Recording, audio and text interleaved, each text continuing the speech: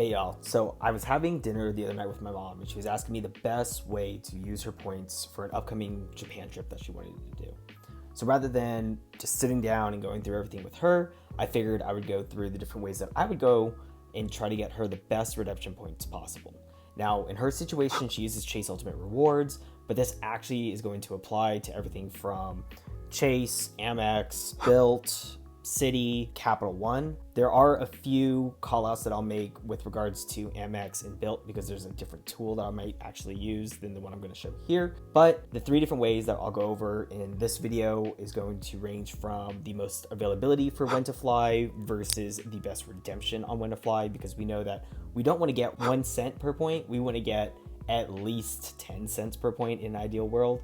And so we're going to go through all the different ways using a tool primarily called Aero, Seats.aero. I always call it aero.seats, but Seats.aero. Yeah, we'll dive right into that as soon as we get back to my desk. Oh, one other thing. Hey, for those that are new to the channel, my name is Nick. On this channel, we talk about tips and tactics, the things that I wish that we had learned in school. In this case, it's going to be about how best to redeem your points, because I think there's so much content out there about how to get the most points, but there's not a lot of education on how to actually use them. So we'll dive into that. As always, there'll be timestamps somewhere below, as well as a full guide to my blog that'll have everything all written out, just in case you prefer that instead. All right, let's get back to it. All right, so we're here back at my desk and we're gonna dive straight into the first one. Now, this first way to go redeem your points, it's going to be the easiest to redeem the points, but in most cases, it's gonna be the least value for each point. And in this specific scenario, we're gonna use the travel portal. So I'm gonna log into the Chase travel portal because that's the types of points that my mom is going to be using.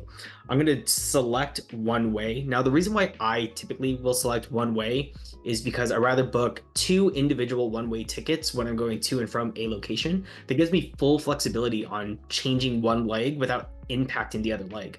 If you book a round trip ticket and you start to modify one of the 2 legs, it's going to impact potentially the other flight, whether to or from, which, because you're booking with points, sometimes you'll have to give up that seat and then you may not be able to get it again. So I'm going to do a one-way ticket. I'm going to do San Francisco to Tokyo. And I'm going to depart, let's just say it's early May, and search. Now, once it's loaded, it's going to give you a bunch of different options in terms of what you can actually find in terms of flights. I'm going to put nonstop. That way my mom doesn't have to stop anywhere. And I'm just going to break down the first one here so that we can compare that to some of the other options when we're looking for the best redemption value that we could find. Now, what I mean by the most availability. So this is doing a normal search and it's going to give you the price for any of the upcoming flights and what you can actually redeem that for in points. This is different than when you're starting to use transfer partner reward schedules or calendars, because they're going to have a finite number of seats, versus here this is going to be, for most part, any seat that's available during that time that you're searching for. So this first one here is a United flight. It's $1,100 if you were to pay in cash, but if you applied points to it, where, because I'm doing the search right now, I only have around 50,000 points in my portal right now. So it's going to show 59,000 points plus $362. What that $362 is covering is any of the fees, taxes, and any difference where the amount of points wasn't going to cover the actual fare charge itself, and instead be applied to kind of like pay a cash plus points redemption.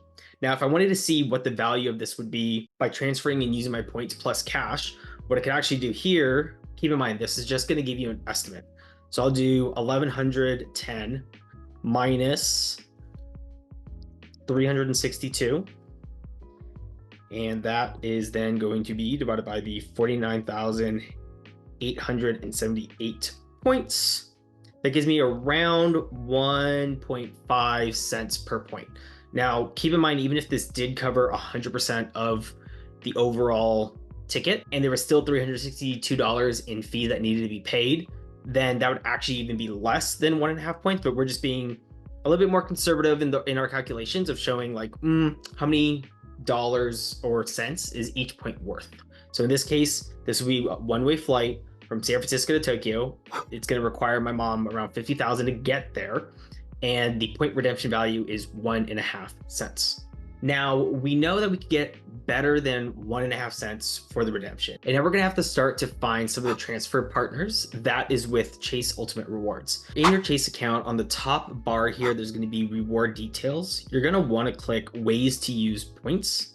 Click that, which is then gonna take you to a new page. If you scroll all the way down to the bottom, there's gonna be a section that's called Transfer to Travel Partners. So you're going to click that. And then what you're going to see is a list of all the different partners that you could transfer any of these points to. Now, this is one way of doing it where you're doing it within the portal. Another way is you could just go to Google and within Google itself, type in transfer point matrix. And usually I'll click the first link because a lot of them, for the most part, are pretty updated. This one here routes me to another page. And so now when I go to this other page, what I can do is actually see within this chart exactly who the transfer partners are. Now, the reason why I said that this second way is probably not the most efficient way of finding a transfer partner is because the next step after this is, you see here, Chase Ultimate Rewards points. You can transfer to Air Canada, Chris Flyer, Mileage Plus. So what that means I have to do is actually go into Air Canada Airlines, click on their homepage, pull up their page. Sometimes I would actually have to make an account, and then that will let me see if they have any point redemption options available for that specific airline. Then I would do the same thing with Singapore, and I would do this one after another after another. Even though this does uncover every single potential option that you can do, it's really time consuming, and it can be annoying, especially if you have to make multiple accounts at different airlines just to do this. Hey, we'll get right back to the video in a quick second. I just want to let you know that any of the guides, tools, resumes that you see in this video or any of my other videos, I've put together in what I call the Trailblazers Foundation Kit, and it's free to anyone in my community. You can access it and have it emailed directly to you at nicholasayala.com/kit. All right, that's it. Back to the video. So let's assume that you don't want to use the travel portal because the redemption is bad, and you don't have the time or the patience to go through each and every airline portal along with searching and making all those different accounts. One solution that you can use is a third-party tool. Now, the third-party tool kind of gets you 80% of the way there. What I mean by that is because all of these services are basically crawling all of the different airlines, they don't have a direct connection or feed to all of the data. So some of the stuff is going to be updated, within every 24 hours or every 48 hours. But for the most part, it's going to give you directionally where to start looking for where you could get the best redemption for your points. So let's dive into Seats.aero and show you how you can navigate to find some of the seats that you're actually looking for. So here we are on the actual homepage itself. As you start to scroll down, you'll see that there's one area that says Go Pro. Now, right now it's $9.99 a month, but do keep in mind that it's actually free. One thing to keep in mind is the free version does have a couple of restrictions. So if I actually click Go Pro, you can actually see all of the different things that you would get in the Pro version. One of the biggest limitations to highlight here is that in the free version, you can only see 60 days from the time of your search. One thing that I would actually recommend, because the search is so powerful, is just buy 1 month, spend $10, cancel it immediately, find what you need to find, and then you can, go and actually book it or do whatever you need afterwards. Now, the tool itself is pretty powerful, but there's going to be 2 areas that we'll highlight. The first one is going to be the Explore tab up here in the top of the navigation bar. The second one is the Search. So if I go and actually select Explore, it's going to pull up all of the different airlines that they support. One thing that's helpful about this navigation bar is it actually shows which airlines are part of which transfer partner network. So you can see here that Delta is only aligned with Amex, but Emirates is actually aligned to 5 different categories that can all transfer points into their system. So to show you exactly how one of these searches works within the Explore tab itself, we'll select United Mileage Plus. That's going to pull up all of the United flights that are in the next 60 days. I'm going to select North America as my starting origin, and I'm going to say I'm going to be going to Asia. Okay, so now what this is showing is all the flights that United has between North America and Asia. So if I type here in the search bar SFO, what this is going to do is filter all of the departure locations to San Francisco. And then if I put in NRT, that's Narita, one of the airports in Japan, it's going to filter down any of the routes that goes to Narita Airport. So let's go through each of the columns just so that we're aligned with kind of what is showing what. So on the far left, the date, that's the date that that flight actually departs. Last seen, 1 hour, 2 hours, 4 hours. So this is how long it's been since that line item was last updated. Departs, that's your departure location. arrives, that's the airport that you're going to arrive in. And then it shows economy, premium, business, and first class, and the number of points that's going to cost for each of those flights. If I scroll down here, you'll quickly see that the flight that's actually on March 24th for economy is 100,000 points for an economy flight, but only 76,000 points for a flight that leaves 1 day later, but it'll be, almost 25,000 points cheaper.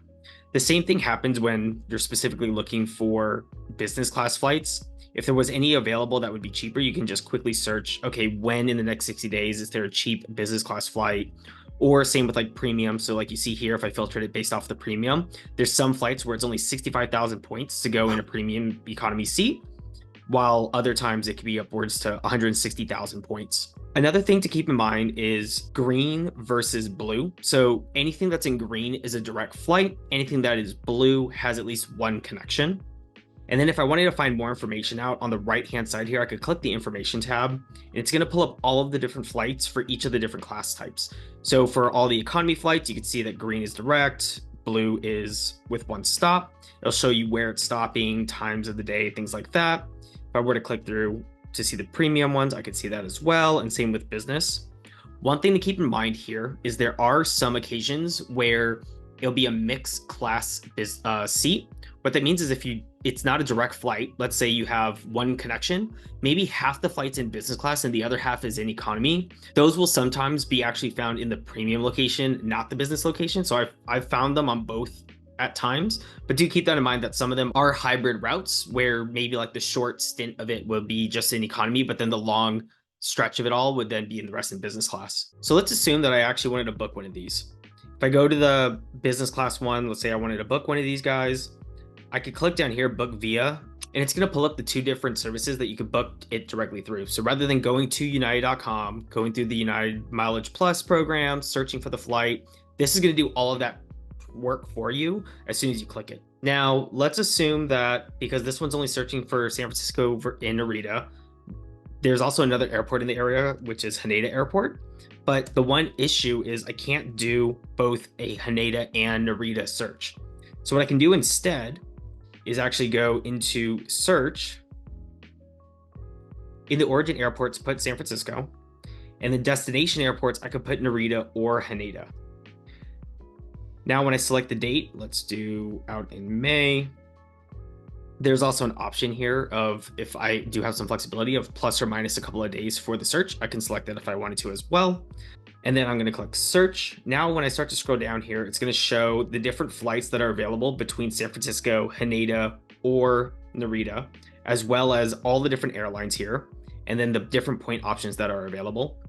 This is the one that I primarily actually use, even more so than the other one. If you are only searching for, let's say, Chase or only looking for MX, this one I do still find has the most flexibility, especially on the free version, when you're trying to find and source as many different options as possible. And then if you just need a quick guide, you can go up here and see, oh, Alaska can be transferred from Built, or United is only built in Chase. The last page that I wanted to highlight in this video is going to be the routes page. So when you click routes, it's going to have a pull down menu of all the different airlines again. And when you select one of them, what it's going to show is each of the routes that is supported by Seats.aero for that airline. This is a unique call out because remember when I had mentioned that this kind of gets you 80% of the way? It's that 20% of the way that's going to be not supported by Seats.aero, where if you're flying to maybe a smaller airport or not flying out of a major hub, where this is not going to be a one-stop shop solution to find the best route for you. Here's an example. If I go back to search, instead of San Francisco, I'm going to change it to Seattle. And instead of Japan, I'm going to go to a small island in the Philippines. Let's call it Cebu. And then I click search. As you can see here, I'm going to get an error. Now, this error means that Seats.aero couldn't find anything, but that doesn't mean that that route does not exist. This is when you're going to have to go back to the manual search page within each of the different airlines and find which airline would actually fly and get you to where you needed to go. All right, well, I hope that kind of solved the how to the what every time you hear people talk about how to best optimize their points, ranging from how to use the travel portal, how to do the manual search airline by airline and finding the transfer partners, and how to use a tool like Seats.aero to save you a little bit of time in the search process so you can at least get a little closer to finding those really good deals and maximizing your points. If you have any questions or think that I might have missed something, please feel free to leave a comment below, and I will see you in the next one.